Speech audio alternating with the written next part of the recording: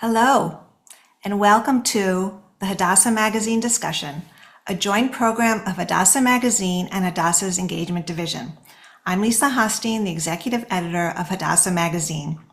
I want to extend an especially warm welcome for those of you who are joining us for the first time, and gratitude to those of you who have been with us since the program began almost 5 years ago. The magazine discussion is a bi-monthly event that enables us to delve a little deeper into our content. In this case, increasing incidents of exclusion, antisemitism, and anti-Israel bias in the book industry. This is an issue that we have explored in multiple ways at the magazine and multiple times, both in print and digitally.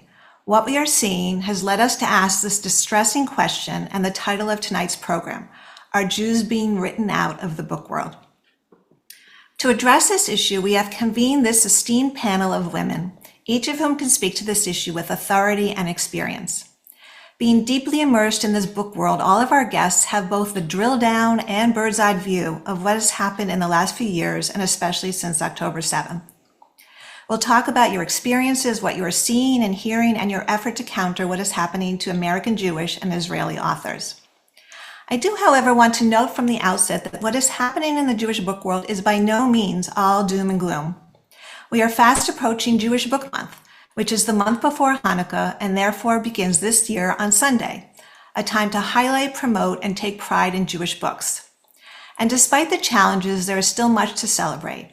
Jewish authors and Jewish literature are continuing to flourish, and we at Hadassah Magazine are proud to be lifting up these authors, both American and Israeli, and their work throughout the year through our book reviews, book essays, social media, and with our companion program, One Book, One Hadassah, the National Jewish Book Initiative that features books by female authors of a Jewish-themed book.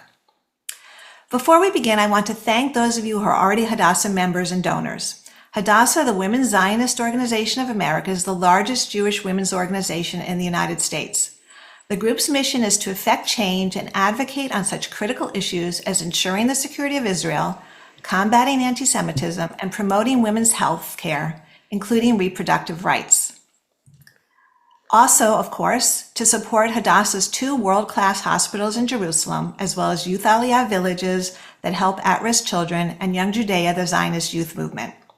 If you're not already a member, please consider joining so you can be part of Hadassah's healing work. It will entitle you to Hadassah Magazine, which is free with membership, as well as all the important programming like this that we provide. And of course, your donations for both this event and all of Hadassah's projects are always welcome and valued. Links for both membership and donations are in the chat box. I want to encourage everyone to stay on until the very end of the program for 2 reasons. 1, anyone who registered was eligible to be the lucky winner of a free copy of On Being Jewish Now, courtesy of Zibby Owens and our Zibby Books publishing house. I will announce the winner at the end. There you go, there it is. Also at the very end, Hadassah's Director of Government Relations will talk briefly about the tsunami of anti-Semitism we are seeing in many professional and municipal arenas, what Hadassah as an organization is doing to fight this, and what actions you can take. Also, please note that we always welcome audience questions throughout the conversation. Please be sure to write them in the Q&A. The chat is disabled. And now to introduce our guests. Lisa Barr is the New York Times and USA Today best-selling author of The Goddess of Warsaw, Woman on Fire, The Unbreakables, and the award-winning Fugitive Colors. Before turning to writing full-time, Lisa served as editor for the Jerusalem Post, managing editor of Today's Chicago Woman, managing editor of Moment magazine, and as an editor-reporter for the Chicago Sun-Times. Lisa has been featured on Good Morning America and Today for her work as an author and journalist. Actress Sharon Stone has option rights to adapt Women on Fire for film. Zibby Owens is the best-selling author of Blank, a novel, Bookends, a memoir of love, loss, and literature, Princess Charming, and the forthcoming novel Overheard. She is the editor of 3 anthologies, On Being Jewish Now, Moms Don't Have Time to Have Kids, and Moms Don't Have Time To, a quarantine anthology. Zibby has regularly contributed to Good Morning America, Vogue, Oprah Daily, and many other outlets. She is the founder and CEO of Zibby Media, which includes the Zibby Books boutique publishing house, Zibby's Bookshop, an independent bookstore in Santa Monica, California, the award-winning daily podcast Moms Don't Have Time to Read Books, Zibby's Book Club, and Zibby Retreats for book lovers. Vulture called her New York City's most powerful bookfluencer. I'm exhausted just reading all that. And last but not least is Naomi Firestone-Teeter, who's the CEO of the Jewish Book Council, where she previously served as the founding editor of the JBC website and blog and oversaw its digital initiative. In addition, she has served as managing editor of Jewish Book World. She sits on the board of Jewish Creativity International. In 2019, she was included in the New York Jewish Week's list of 36 under 36. The year before that, she was named by Allgemeiner newspaper one of the top 100 people positively influencing Jewish life, and she was listed on Izzy's 2020 Global Jewish 100 list of people across the world who are moving Jewish culture forward. Wow, welcome to you all. I said it was an esteemed panel, and we are just so thankful that you're here, that you took the time to be with us to discuss this important issue. I know you're all incredibly busy with events and travel, especially leading up to Jewish Book Month, so welcome. So before we get into the challenges and the work all of you are doing to try to address those challenges, I want to start on a positive note. Now that would be a little different, right? So I'd like each of you to tell us one positive experience or encounter you've had just in the past week alone that confirms what you know deep down to be true about the flourishing state of Jewish literature. Lisa, let's start with you. So, first of all, it is an honor and a privilege to be here with these fabulous women, fierce women, and you know I love that. But something else I just wanted to say, for me, it's a full circle moment. My very first short story was published with Hadassah that turned into my first novel, Fugitive Colors, in 2010. I have Naomi here that I've been with the Jewish Book Council on tour with all 4 of my books. And Zibby, we have gone through it all together from every anthology, every podcast. It has just been a thrill for me to watch her soar. And so I think this is what it comes down to, that it's mishpacha. This is a mishpacha full circle moment. And I think that is what's happening in the book world right now. Like our mishpacha has been threatened and violated. And so I think that's why we're all here to protect it. And on the positive, this week was my busiest week on tour for fall winter. So I had, 3 states, 7 cities in 6 days. And I have been just, everywhere. And there has been so much love. I'm running around with The Goddess of Warsaw, the book I'm on tour, and this amazing anthology on being Jewish now. And so I'm literally have 2 hands shuffling.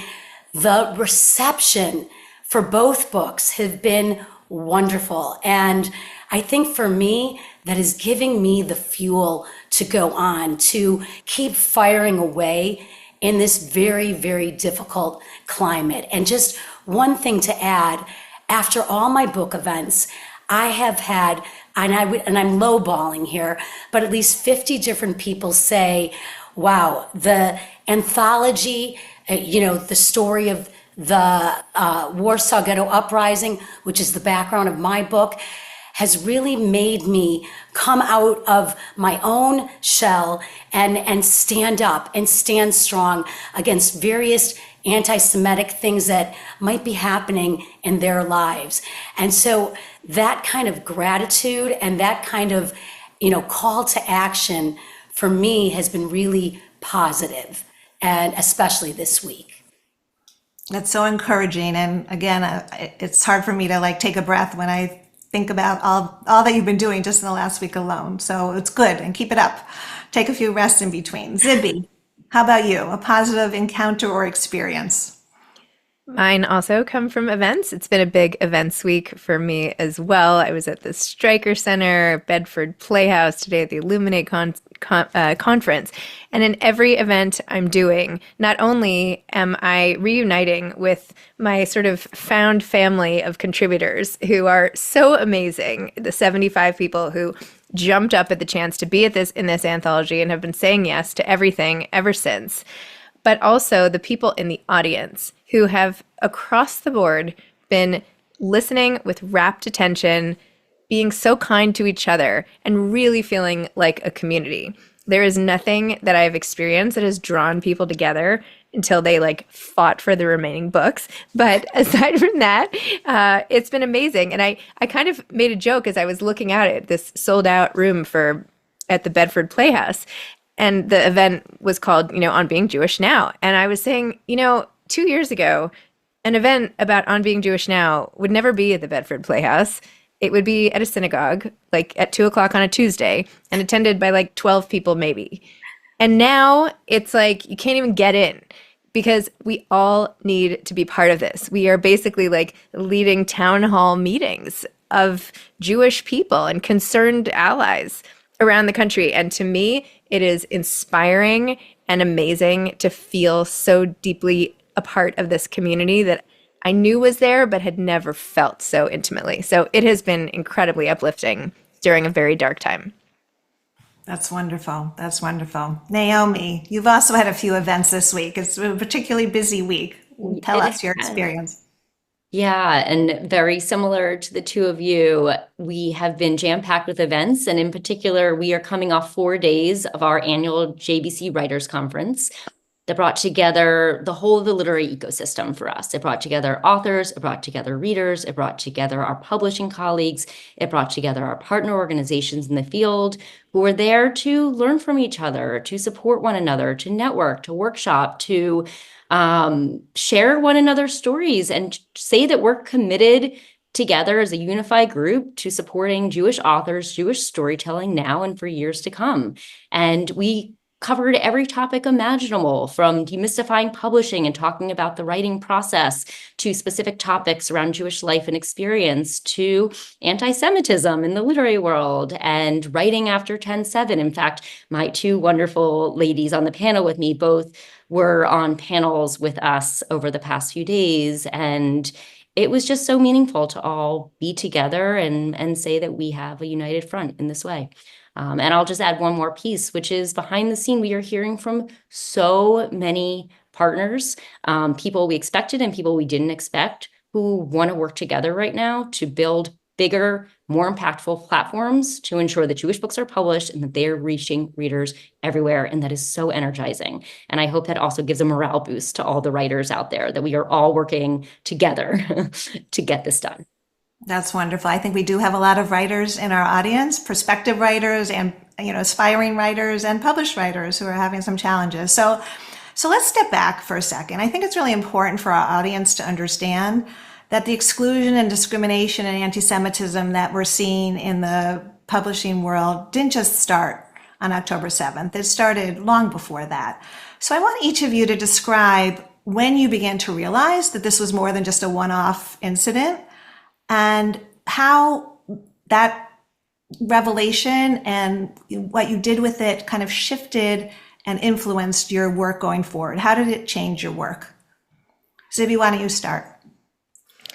I guess the main catalyst for me was when my novel Blank was sort of attacked on Goodreads and given 1-star ratings and I was called Zionist racist and all of that. And in response to that, I wrote a Substack and people gathered to like help me fight this. And I did get the comment removed. But what it did was open my eyes to how many other people this was happening to that I hadn't realized. I didn't know this was like a thing. The group chat that I'm in with all these co-founders of Artists Against Anti-Semitism, the amount of things that have come from that event forward, every day there's like something going on. But I think that was the moment where I was like, wait a minute, this is not right. This is not okay. Like, so many people had those experiences but didn't get the comments resolved. And it led right into the blacklists and all the other things that have led this year into one thing after another. I think it's the blatantness of it.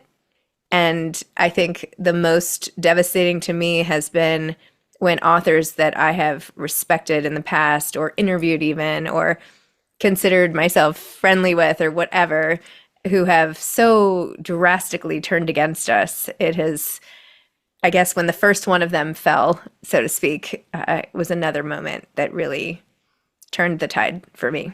Mm-hmm. So Well, you know what? I'll do the follow-up in a minute. First, Naomi, how did it kind of influence? When did you first notice it? You've been in this world, you're immersed in this world. When did you first notice it? What did you do with it? And how did it influence and change your work? Yeah, so very unfortunately, and I think not news to many of us, this has been under the surface for a long time. I would say for at least 10 years now, if not longer, we have seen quiet versions of this that we couldn't quite put our finger on or call out, out there in the wider literary world. And immediately on October 7th, it became clear to all of us at JBC that that quiet part was now going to not only be said out loud, but also that it would be accepted in a much wider scale way than it had previously been, even, than we could have even imagined, frankly. And so for us, seeing our authors in our network and literary figures post even on October 7th positively about October 7th as events were unfolding, we knew we had to act immediately. And of course, we have to continue all the work we would do on a good day, which is, support, amplify, and celebrate Jewish authors and books and expand that work. But we needed to expand our work in general to provide very specific support around anti-Semitism. For us, one of our immediate actions was on October 8th, we started reaching out to our Israeli authors and publishing colleagues and launched an initiative on the 10th called Witnessing to ensure that Israeli authors have a platform and have their voices heard, because we knew that those options were going to start to disappear for them. And we've now published over 90 pieces. We continue to publish. It's expanded into anti-Semitism, unfortunately, more broadly. We immediately were able to activate and bring together a group of publishing professionals who were looking, for community in that moment and previously felt like they could work with us one-on-one, but suddenly needed the support of one another. And so we were able to do that almost immediately. And then we had our annual writers conference last year, and we had planned this before the 7th. We had hosted a panel on anti-Semitism in the literary world. Erica Dreyfus was moderating, and that became only, unfortunately more relevant, and dropped in a panel with Israeli counterparts to share what was happening on the Israeli literary scene at that moment. So this was all within the first month, and I can talk more about what came Yes. next. But, We'll this is definitely follow up on several not a of those. surprise to us, but Well, yeah, no, I think that's important for people to understand, because I think some people do think, but I think the way yeah. you both expressed it, that it was there. Well, actually, for you especially, it was there, but it wasn't quite as blatant or accepted, which I think is really key what you're saying there. Lisa, you're an individual author, but you've joined forces with Zibby, as you said, and you're a part of the Artists Against Anti-Semitism, and you wrote a powerful essay in Zibby's anthology that is excerpted actually in the current issue of Hadassah magazine. And this line from the piece, I think, says it all. I am a Jewish author who refuses to remain silent. Loud and proud is the new never again. So tell us about your experience and how things have changed for you in the last few years. So it has been, I call it whiplash, basically. Right after October 8th, I received my novel Woman on Fire had very strong reviews. On October 8th, and within a week or two, I received 450 one-star reviews. And it was what we call review bombing in a way that was explosive. Not only that, I'm sort of the triple threat. I'm the daughter of a Holocaust survivor. I'm very pro-Israel on social media. I lived in Israel for 7 years, where I was a reporter. 2 of my children were born in Jerusalem. I'm an author of World War II historical thrillers with Holocaust themes. So I was fodder for the haters on every blacklist, review bombed. I was receiving at least 50. It's now a lot less. It's probably about 5 a day. But before, it was 50 a day from Hamas types, where it was die Jew, your daughter should be raped, and it was constant. And so I made the decision, and then I had a new book that was coming out. With the background was the Warsaw Ghetto Uprising. So, I felt it was really coming at me from all ends. So I thought, you know what? I could either, cower and hide, but that's not my nature, if you know me. And so I just went the other way, loud and proud. And very quickly, after October 7th, I'm one of the founders of the Artists Against Anti-Semitism, which started really in an Instagram group chat that grew from 6 to immediately 35 authors, and then 100, were volunteers. And by Hanukkah, we had raised $120,000 to help combat anti-Semitism, especially on campus, where these kids are on the front line of hate. And from there, things were moving, in terms of cancellations. I had to cancel a canceller. I was doing my big book launch with my bookstore in the suburbs of Chicago, who canceled a Jewish author. And I had to go in there and say, how can I do my launch with you when you are canceling Jewish authors? And I'm giving you an opportunity to apologize to the Jewish community that supported you. And they couldn't do it. So from there, I canceled, about 9 events that I was planning on doing with them. And so I think this has just kept going from October 7th to now. Again, getting to On Being Jewish Now, this has been such an amazing, safe place for authors. It's like our answer to the surge of anti-Semitism and our answer to October 7th. And it really has been a privilege to be part of this. And honestly, a home for many of us, to be part of this book and to go out and to be attached and to have our tribe to combat anti-Semitism together. I just have a quick follow-up for you, actually 2 little follow-ups. One, was there ever any discussion with your publisher to maybe hold off the pub date for Goddess of Warsaw, given what you were already experienced with your other book? And the second question is, what kind of conversations are you having with fellow authors, and to what extent have you been surprised and or pleased by those people who are speaking out and those who are being silent or worse? So those are 2 great questions. So my publishing house, HarperCollins, has been very supportive of me, and I would have to tell them, I am going to be interviewed by the New York Post about anti-Semitism, what it's like being, Jewish, and be ready for this. So, but not one time did they back down from supporting me. And so I really, really appreciate that. It has been, with the book world, there have been just amazing allies that have taken you by surprise. And I think for me personally, and I've talked about this, but I'm not a namer, but I have to say I have been dismayed and pretty much disgusted by those authors who have earned millions of dollars writing about the Holocaust and World War II, and who have been silent, dead silent, whether it came to discussing or standing up against anti-Semitism, or even at the, standing up against what happened on October 7th. And, that to me has been, for lack of a better word, sickening. And so that has been really difficult.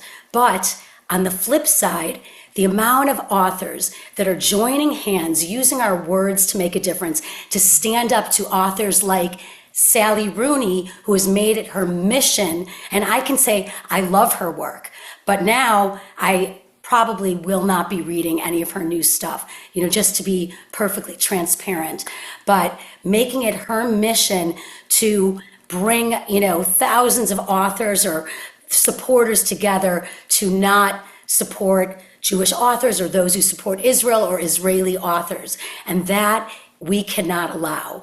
And so I'm very proud of us as an author community, standing up to combat and work together to offset it and do whatever it takes to stand strong together.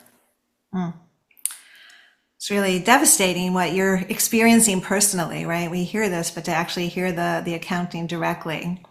Naomi, I know, like you said, you've done a lot of things. Things have shifted in the JBC world. And I know one of the things that you've done is a hotline, right? Where you're actually taking complaints. And I'm sure some of them are small, some of them are big. Can you tell us exactly, approximately, how many complaints you've registered? I don't know when you exactly opened the hotline, when it opened, how many, and give us a few examples of both big and small that you're contending with. Sure. So we launched the hotline in early February, mid-February, after there was, we've been seeing these issues for a number of months at this point. They continued to snowball, including the review bombing and on and on and on. And there was a big writers' conference where there were protests and statements being asked, that moderators being asked to read. And we started hearing from people on the ground who were looking for ways to find community, to report incidents. They were DMing us, they were writing our info email address. People we knew directly were reaching out, but there were people who didn't know us who were trying to find ways to reach out. We started seeing people post in different Facebook groups, and we're like, okay, we need to start to unify, give a unified place, centralized place for all this information to come so we can actually assess what is going on here, where we can be supportive, where do we need to bring in a partner. We can't really do as much as we need to do if we don't have a full sense of what the issue is.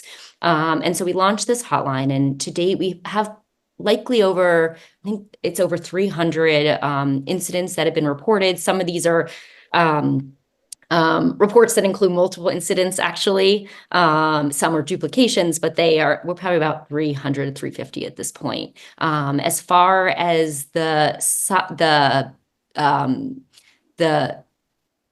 kinds of incidents we're hearing, it's everything from the ones that have now been widely publicized. Things like, when the boycott list came out in May, when, we had an author whose work was censored and pulled down in March in Guernica, when we had an author who was disinvited from a conference. These are the places where we're seeing it first. So we're able to immediately get on the phone with the people affected and figure out, how do we provide support?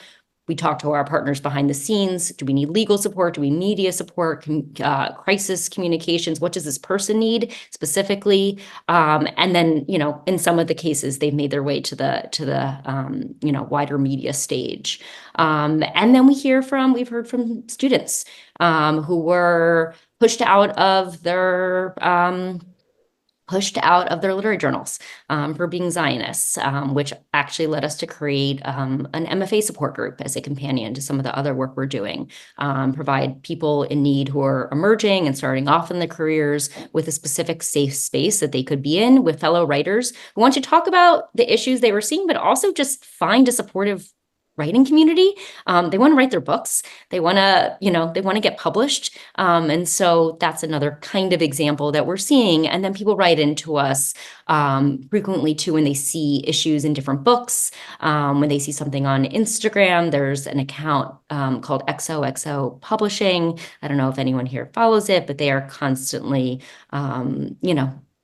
naming names of Zionists and Jews, and we see a lot of that first through the reporting hotline. Okay, thank you. Zibby, as you mentioned, you presented one of your programs this week was at Temple Emmanuel, where you brought 4 of your writers for your On Being Jewish anthology, On Being Jewish Now anthology. And during that program, you said you have never felt more connected Jewishly, but also never more terrified. So say more about that, and also tell us, go back to that original question, how has your work changed? I mean, obviously you've published this book, but it seems to me in other ways with your publishing company, what are you doing differently as a result of what's going on? Oh, a lot, actually. We've actually basically had to spin this off as almost like its own company. I have someone I hired to help be the coordinator for all On things, on Being Jewish Now things. We launched a Substack. So yes, the book, but people want to still write about it. So this is actually On Being Jewish then. This is last summer. So things are now different. So we have people from 90-year-old people to college students, people all over the world writing essays for us every week. And we have a weekly podcast where we have one contributor read it every week. So I'm getting this constant influx of people's stories, which I never get tired of. So we have the Substack and we have the podcast, obviously the book with events. I'm after my last book came out, I was like, okay, I'm not, I'm done with my tour. And then like 2 minutes later, I was like, actually, guys, I'm going on the road again. And they were like, wait, what? I have 4 kids. Anyway, so it's changed my life, how I'm allocating my time. I just feel like nothing is more important right now. I just feel so pulled and compelled to do this type of work, and it's infiltrating everything. Not that we're not still publishing the books as scheduled, but this is completely another through line with everything. New Instagram account, new everything. Like I just can't get enough. But it has changed my life in so many ways, and I think about going back even to your last question, sort of the betrayal of bookstores too has been completely demoralizing. When you ask terrified, how I said the other day at Stryker Center, and it wasn't just 4 there. I was on a panel with 4 other authors, but I actually brought 20 of them. The contributors came and we all had this big lunch, and everybody talked about their essays afterwards in another forum. Yes, I've never felt more together, which I referenced earlier, because of all this community that's happening in these in-person events, particularly, and events like this on Zoom. But I was really referring to the in-person. But terror, because this is not a joke. We can sit here and talk about publishing and review bombing, and it is terrible and whatever. But like, there are a lot worse things happening in the world, and a lot worse things people want to do to us, and they don't care.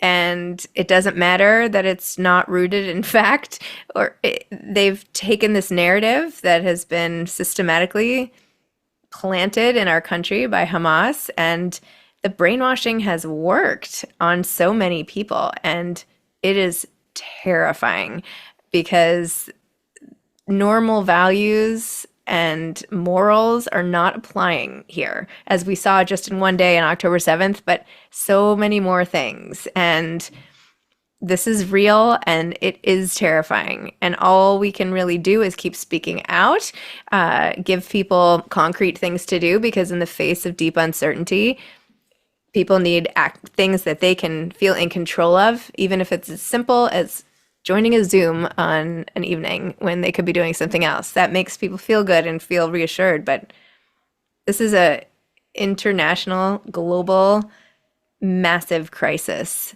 and we are the ones being attacked, and that is terrifying. But if you think about it too much, you'll never sleep, which many of us don't. But Right. but this is real. This fear is real.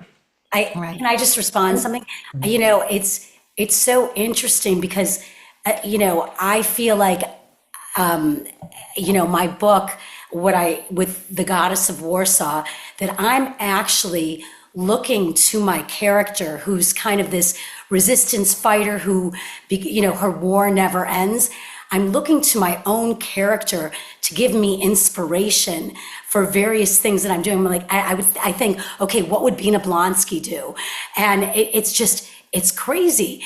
And the other issue is, as Zibby was saying, I find, like, I just had a big event I had to go to at the Chicago Public Library.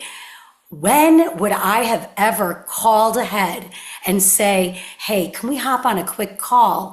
Is it a safe space for me to come and be on this stage as an outspoken Jewish author?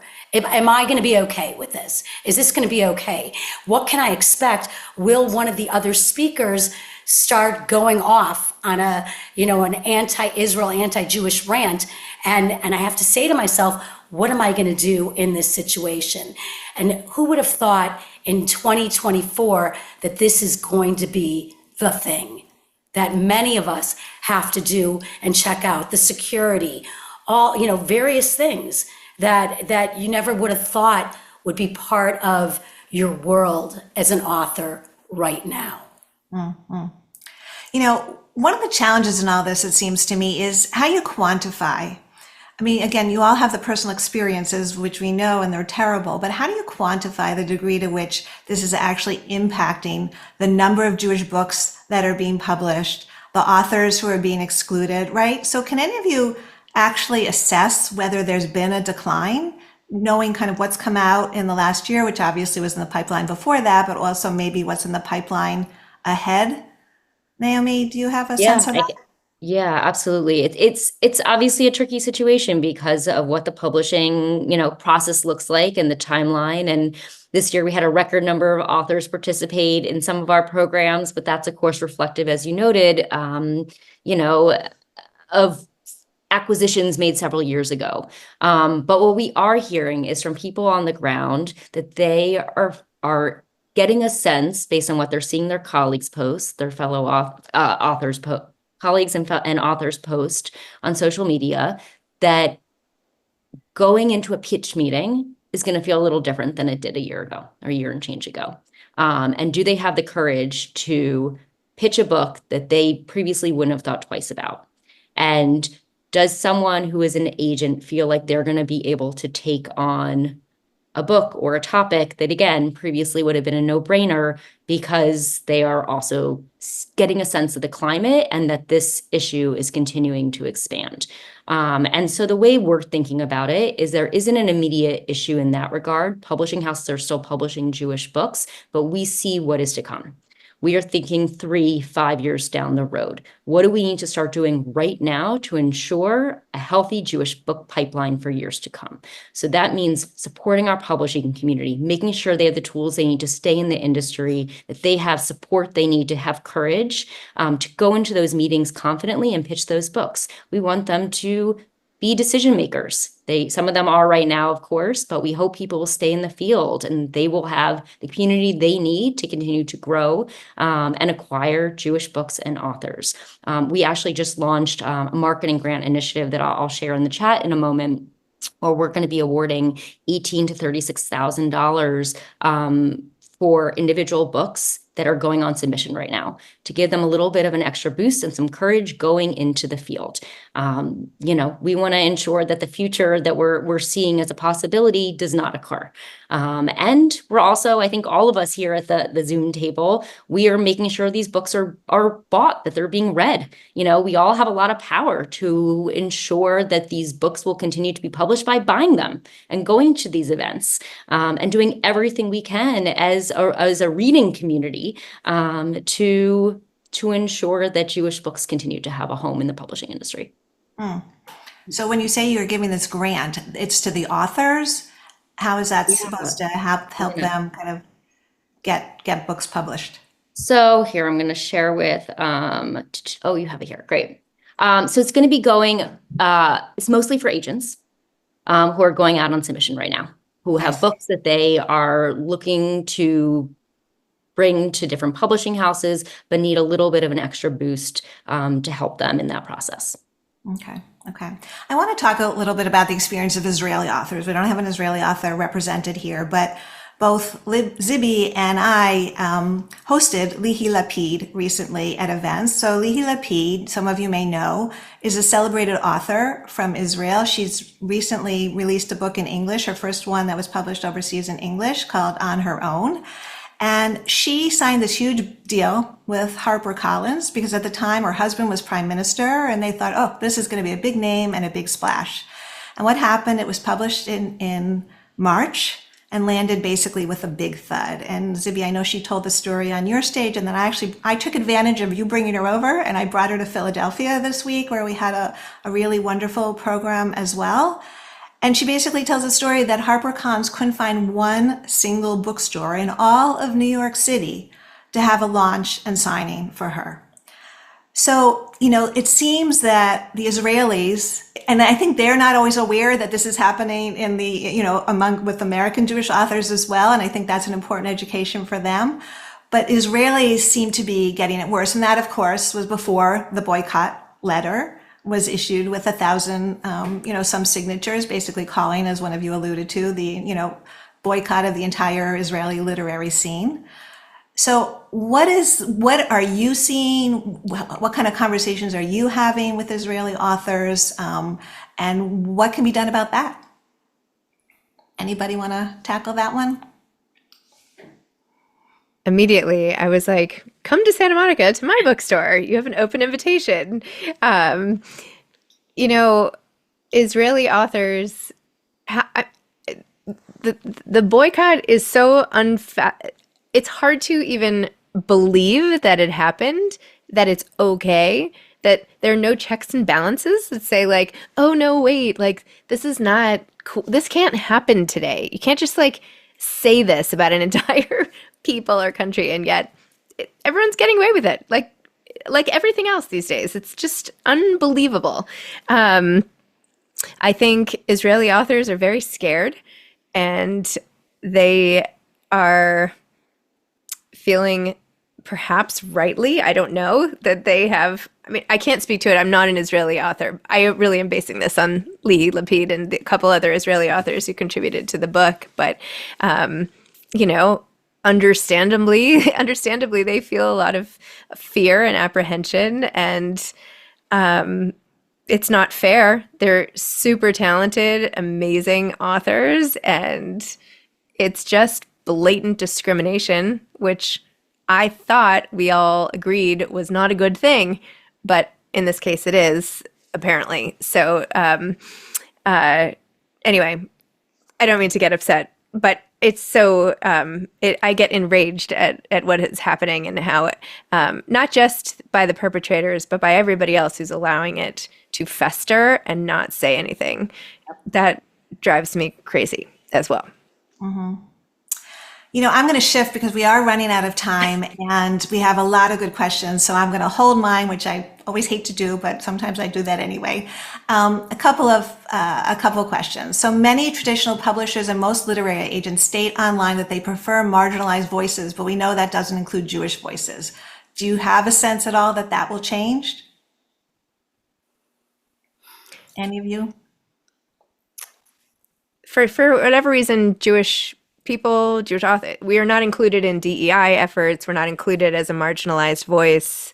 We don't count. It doesn't count that way. So I mean, yeah, they don't prefer Jewish voices. Let's just say that.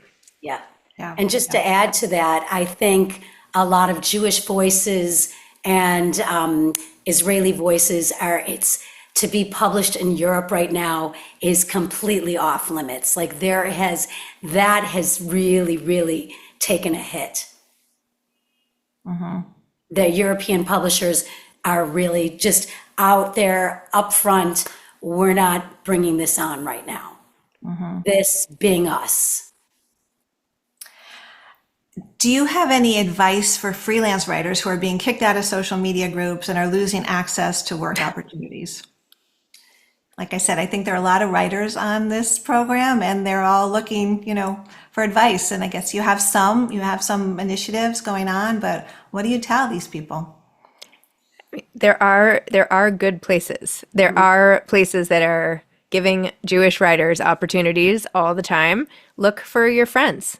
Just look for look for your friends. They are out there. Allies are out there. I mean, I see in the question somebody asking, are all these sold out events just with Jewish people? No, there are non-Jewish people who show up at all the events. Yeah. There are non-Jewish people posting. It is amazing and wonderful. And that's great. So find your friends. I know there are some alternative programs that have started, like a Substack, something called Judith, that I think some people are writing on. Do you feel like this may be the kind of trend, at least for the near future, in terms of opportunities for especially young and new writers? I think there's a freedom to that. I think that you can, you know, with Substack and those other places, you can bring your work alive, just in a sense where and I'm obviously a more seasoned writer, but I was having trouble getting various essays published. And I thought, you know what? To hell with that. I'm going to write them myself, and I'm going to just put them right on my social media, or I'm going, you know, so there are things that you can do if you can't make it happen traditionally, if you can't go through the door, you're going to have to go through the window. And there are places to reach out. I mean, you know, that are open to people. And if you can't, you know, get it the traditional way, find a way that might work. I think it's out there, and you just have to kind of pave your own way and not expect the way things were to be right now. Things have changed, and I'm very worried for the newbie Jewish author who wants to write Jewish books. I think it's gonna be hard, and we have to, as seasoned authors, look out for them. I agree. And I want to just note one thing we launched a few years ago. I'm going to hold up Paper Brigade, which is JBC's literary journal. We launched an original fiction initiative a few years ago because of what we were starting to see in the field, because we were seeing less opportunities for Jewish writers in the wider literary community. And so we felt like it was important for our organization to give them a home. Most of our work is post-publication, but we felt like we needed to provide space in print and online for writers of original fiction who are starting off in their careers, and we're going to continue to do that. So submission period will be open very soon for the next round. So we have a an audience member who he says he's going to be on the only Jewish-friendly panel at AWP in Los Angeles this spring, amid a sea of hostile events. American Writers, what is American AWP, American Writers And writing programs. Writing Program? Okay. So I heard last year's AWP was incredibly hostile to Jews. Do you have any advice on how to handle in-your-face hostility at literary events? So I will say that Jewish Book Council will be there, so come find us. We actually just introduced 5 new panels into their lineup, including one on anti-Semitism in the literary world, one featuring Israeli writers, one featuring Mizrahi Jews, one on coexistence, and why am I blanking right now on the other? Oh, Jewish Joy, of course. So we will be there. There'll also be a Jewish Writers Caucus this year, and I hope you'll be attending that. The person who put that in the Q&A, that will be a safe space to come and find fellow Jewish writers who are looking for community. And, we're working with folks over there to understand security protocols and other issues like that. So you can reach out to Jewish Book Council and we'll be able to provide some guidance. Okay. Several questions kind of to be lumped together in terms of what can we do? A woman who's the International Book Club chairperson of the Women's League for Conservative Judaism. She's discovered a lot of books that she's looking for, Jewish connected books, are not in their libraries. How do you put pressure on the libraries? How can Jewish women help encourage books and buying books and connecting with the programs that actually will help? Buy the books, read them in your book clubs, recommend them to your friends. Request them, have everyone in your book club request them from the library to ensure that they're carrying them and know there's a demand. Listen, we have a lot of power in that regard as individuals and as book clubs and as, public programmers who I think are out there as well. We can make these decisions. We can support these books and find ways to bring them into the wider community. Even leaving good reviews. Yeah. Amazon absolutely. reviews, good reviews on Goodreads. It really helps. Exactly. Yep. Lots of comments supportive of what you're doing, appreciative of what you're doing. I want to end, and again, there's a lot of dismal here, but there is also the hope and the fact that, as you all have seen, we know, we're constantly still getting Jewish books, press releases. Now, a lot of them, granted, are Holocaust related or Holocaust memoirs. So I do wonder whether that's going to be, for the short term, at least, the wave of the future. But I want to end on a note and on a positive note and a note of hope and a call to action. And you started a little bit, Naomi, with that. So what do each of you see as a hopeful sign in this morass that we're in? And what can organizations, activists, and authors do to address this issue, to support their colleagues, buy the books, read them in their book clubs? What else do you suggest? Lisa, what do you suggest? I'm just smiling because I think about when my book, when Goddess first came out, my very first events were in the South, in South Carolina. And I wrote about this actually in On Being Jewish Now. But I was, it was a big event, and I was clearly the only Jewish person in the room. I was the speaker. And this woman comes up to me at the very end, and she said, I don't know if this is politically correct, and I probably shouldn't say this, but she said, the Jews, they just don't give up, and I love that. I love it. And she said, and don't you give up. Your character doesn't give up. Don't you give up. We are here. We're allies. And that was the fuel that I needed to go on. And so I think it's really important that we do seek out our allies, because they're out there. People are disgusted by this, as what's been going on in college campuses, by the antisemitism, the violence, and, they are looking for ways to support us. So, give them the chance, find them. And I think obviously, as you're saying, in terms of authors, reviews, buy our books, buy Jewish, whatever kind of Jewish genre you happen to enjoy, definitely make it a practice to buy the books and reviews. But at the same time, as humans, it's really important to find our allies. And I think once we get to a point and that we say to ourselves, we are no longer sheep, but we are wolves here, then everything changes. When you look at it from that perspective, you stay strong, you stay loud and proud, and you don't back down. I would also add to this that this is a time of opportunity for Jewish writers. This is a time to write your best work. If people are trying to help you by publishing work by you, either as a book itself, as an essay, in a publication, draw deep and write your heart out. Now is the time to share your stories, but make it good. Like, you have to make us all proud.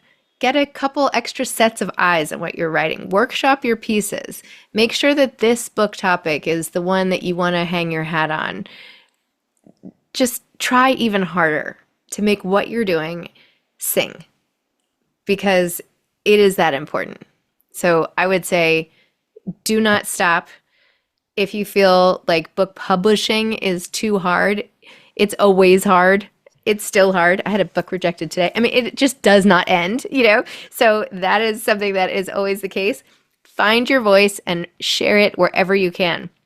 Share it on Substack, share it on a blog, share it on a friend's whatever, go on a podcast. There's so many ways to get your story out right now. So don't be discouraged that perhaps there is a decline in acquisitions by several publishing houses. Don't use it as an excuse to give up or try less hard. It should motivate you to find other ways and new opportunities, because this is when the genius is going to come out.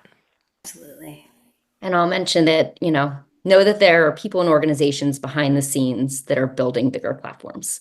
So as Zibby said, keep writing. And this is a great day for me to mention that the 99th anniversary of Jewish Book Month is coming up and launching this Sunday. I have a link for everyone in the chat here. And we have over 90 organizations across the Jewish community who have signed on and counting. Every few hours, we receive notice of another organization that wants to unify with us and send out a message that we are going to support Jewish books and authors. We are going to be their readers. You can sign up here and see the toolkit of resources and imagery that you can use throughout the month.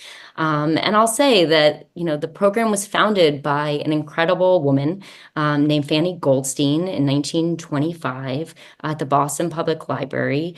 And I find her to be incredibly inspiring, and especially when I look at some of the texts that she and others were writing in the early 40s at the Jewish Book Council about what they were seeing in Europe, the censorship and the book banning and the news that was coming out. And at the same time, they launched the National Jewish Book Awards, and they launched their first publication, and they expanded Jewish Book Month. And for me, that is incredibly inspiring. And I think following the lead of our literary foremother, Fanny, who was able to hold both of these things at once. We need to address anti-Semitism. We need to talk about it. We need to talk about the issues in our greater world and how that intersects with the work that we're all doing.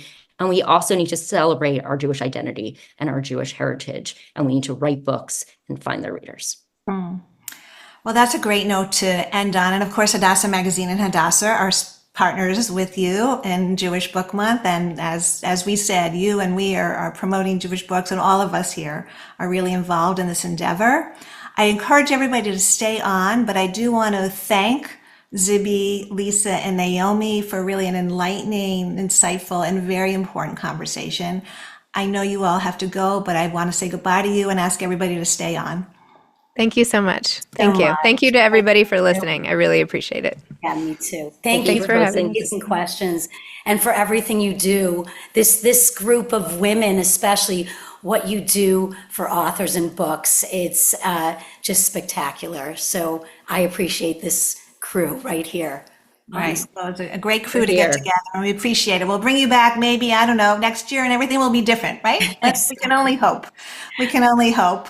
Meanwhile, so thank you all. You go ahead and sign off, do what you need to do. The rest of you, I want to stay on because you want to know who won the book, and also have some announcements, and we have another little guest at the end.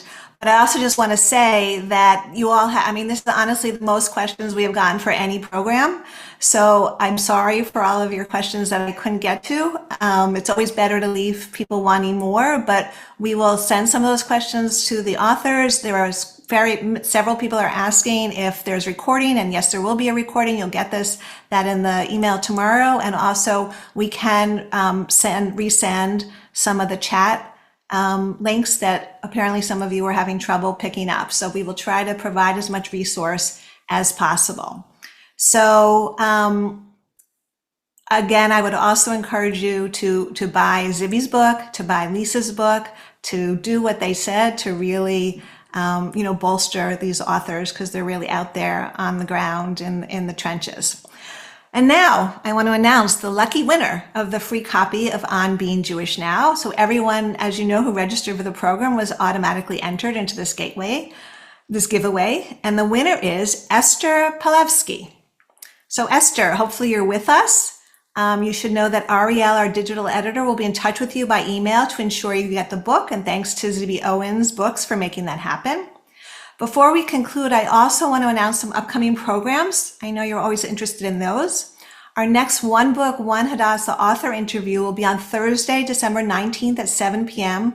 Eastern Time with Dr. Mimi Zeman, a women's health advocate whose engaging memoir, Tap Dancing on Everest, tells the story of how, as a young medical student, she became the medical expert and the only woman on a team scaling Mount Everest.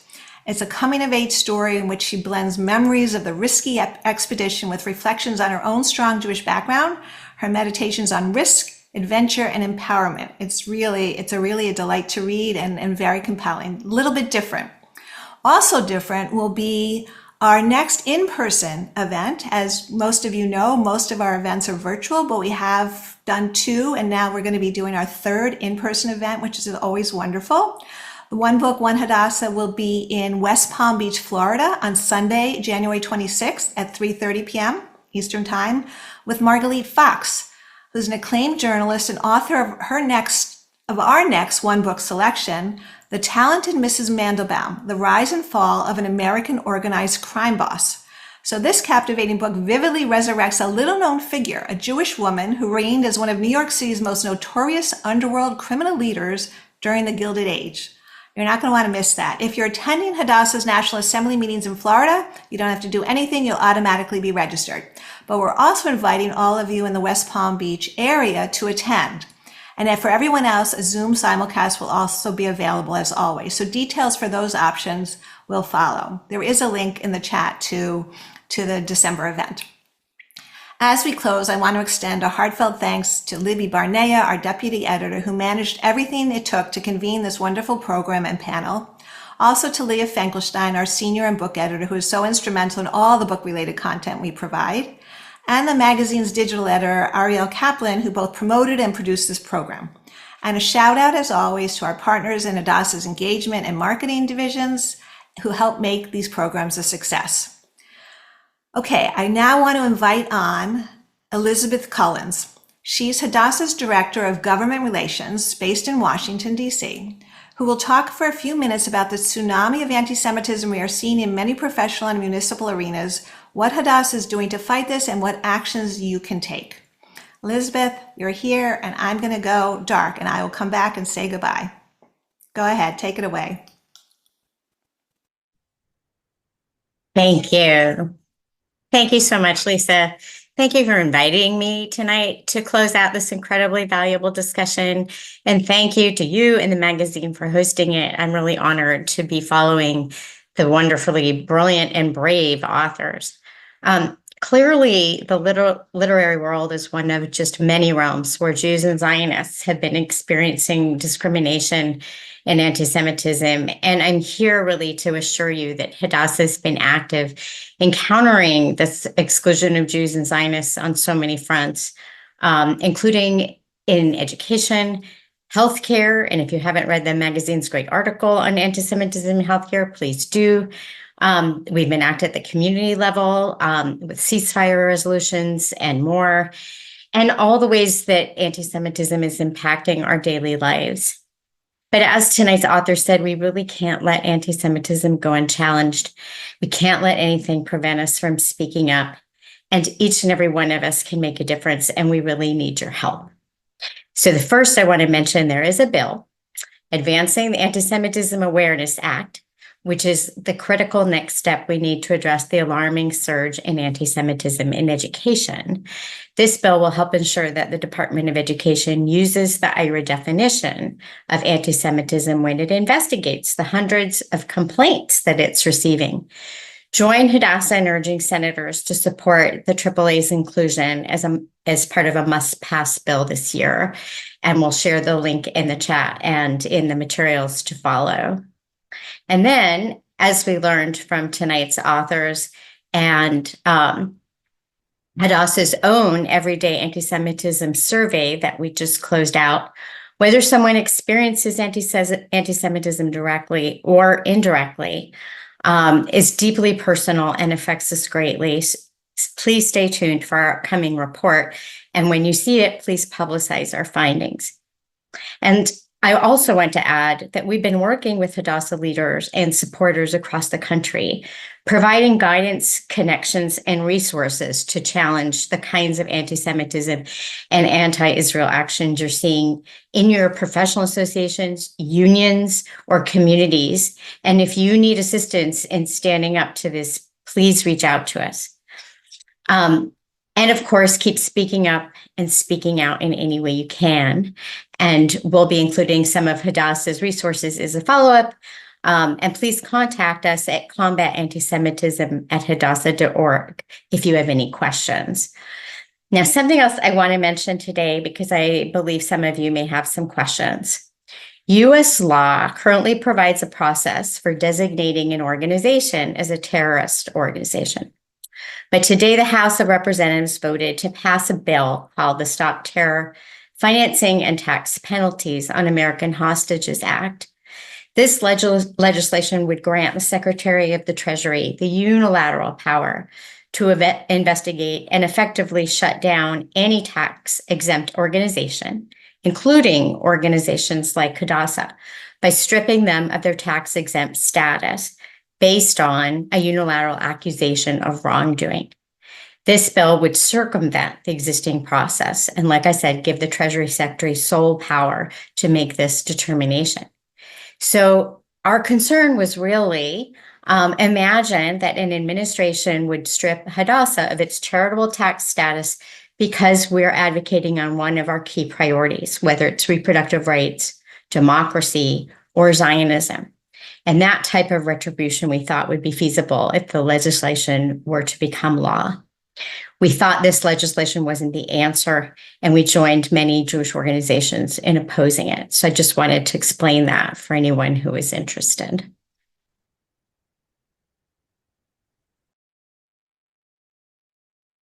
Thank you, Elizabeth. Thank you, Elizabeth. Appreciate that update. And I just want to reiterate to everybody that this program will be available, as are the recordings of all our previous magazine discussions and One Book, One Hadassah events on both the hadassah.org and hadassahmagazine.org websites, which also include an extensive library of our past conversations. And everybody, as I indicated, who registered will get a follow-up email with a lot of this information and more information about our guests. So I really want to thank you all for being here. A really sincere thanks to everyone who gathered with us today. I hope you come back for future programming. Meanwhile, I wish you a happy Thanksgiving and a warm, light-filled Hanukkah and winter season. Good night.